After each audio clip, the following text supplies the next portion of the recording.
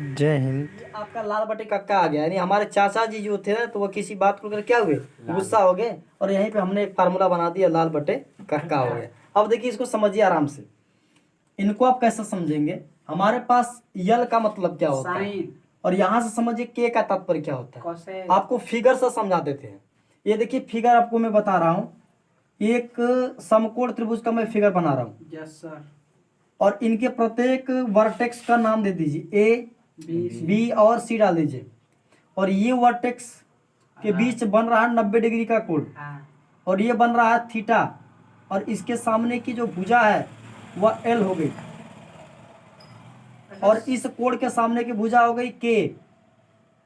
और जो आपकी शेष बची, बताइए, ए बचा है ना, इसको ए डालिए। बात मेरी समझ में आ रही है? आराम से समझिए। लंब, आधार, कड़।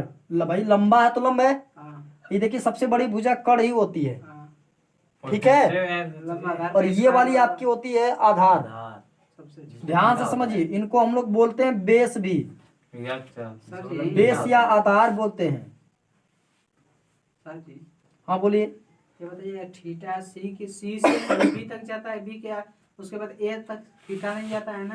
घबराइए मत, वो भी बताऊंगा आपको, धीरे धीरे समझिए। पहले ये जो के है, इनको हम लोग बोलते हैं हाइपोटेनस,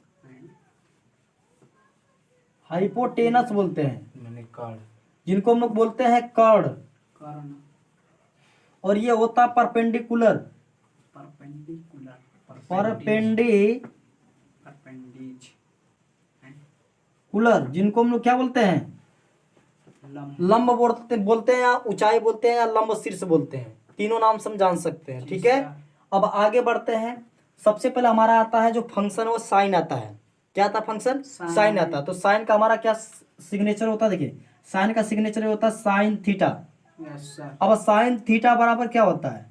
अब यहाँ से लंब बटे कड़ होगा, लंब बटे क्या हो जाएगा, कड़ हो जाएगा। बात मेरी समझ में आई? साइन थीटा बराबर लंब बटे क्या हुआ, कड़ हुआ। इनको हम लोग लिख सकते हैं ऐसे, लंब बटे कड़ लिख सकते हैं। बात मेरी समझ में आई? उसके बाद आता है मेरा कास। कास का होता है आधार बटे कड़। तो ये आधार बटे कड़, तो इस आधार को और कड़ को लीजिए, तो कास हो जाएगा। कास थीटा बराबर हमारा हो जाएगा आधार बटे कड़ होगा। मेरी बात समझ में आ रही है? जी सर। आधार बटे कड़ हो गया।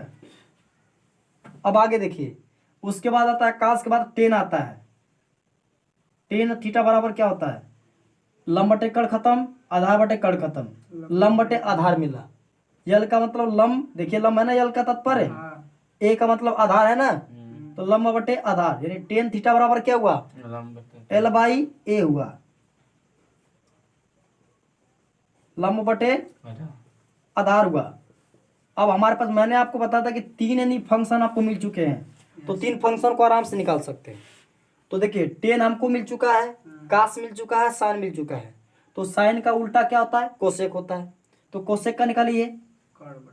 कोसेक थीटा बराबर क्या होगा, इसी को उलट दीजिए, कड़ ऊपर अलम नीचे, तो कड़ ऊपर हो जाएगा लंब नीचे, लंब हो जाएगा नीचे और कड़ हो जाएगा ऊपर।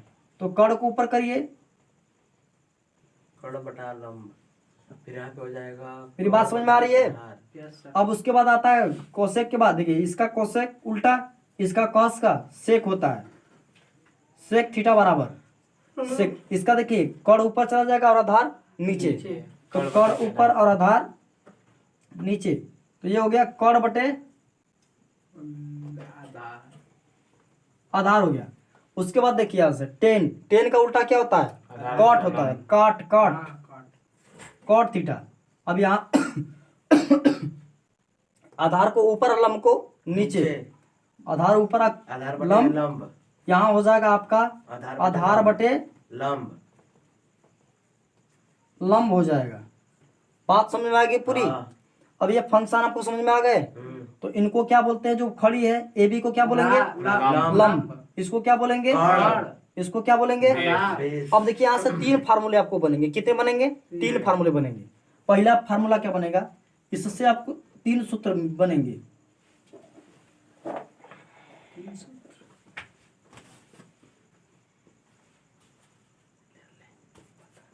मुख्यतः तीन सूत्र। सूत्रों का निगमन मुख्यतः तीन सूत्र। 3 सूत्र। पहला सबसे बड़ी भुजा ये है, यस तो सर। कर्ण का वर्ग बराबर कर्ण का वर्ग लंब का वर्ग लंब प्लस का वर्ग प्लस आधार का वर्ग। सर, अब इसको- इसी उसका अब इसी स्क्वायर फार्मूले से करेंगे। दोनों निकाल लेंगे। Yes sir. आधार का वर्ग बराबर हो जाएगा, आधार का स्क्वायर अब देखिए आधार का वर्ग छोड़ेंगे तो लंब स्क्वायर को इधर लाएंगे, घटाएंगे, माइनस तो कर का स्क्वायर माइनस लंब का लंब का स्क्वायर। स्क्वायर। लंब की स्क्वायर को छोड़ेंगे तो यहाँ से कर्ण की स्क्वायर से आधार के वर्ग को क्या करेंगे, माइनस घटाएंगे। करेंगे। तो आपको 3 फार्मूले मिले। Yes sir. अब यहाँ से एक मैं स्ट्रक्चर पे लेता हूँ इस वर्टेक्स से, तो यहाँ पे हो जाएगा AC का स्क्वायर बराबर, फार्मूले को समझिए, AC का स्क्वायर बराबर AB का स्क्वायर प्लस BC का स्क्वायर, AB का स्क्वायर प्लस BC का स्क्वायर। BC का स्क्वायर। अब यहाँ से इसको लेते हैं तो AB की स्क्वायर को यदि आप छोड़ते हैं तो हमारा क्या जाएगा, BC का स्क्वायर, इससे घटेगा AC से, तो AC की स्क्वायर से माइनस BC का स्क्वायर घटेगा। अब BC का स्क्वायर यदि हम लोग लेते हैं तो BC का स्क्वायर क्या है, क्या है, आधार है, तो BC का क्या होगा, BC का वर्ग बराबर कर्ण के वर्ग से लंब का वर्ग घटेगा, तो हो जाएगा आपका AC का वर्ग माइनस AB का वर्ग। बात मेरी समझ में आ रही है?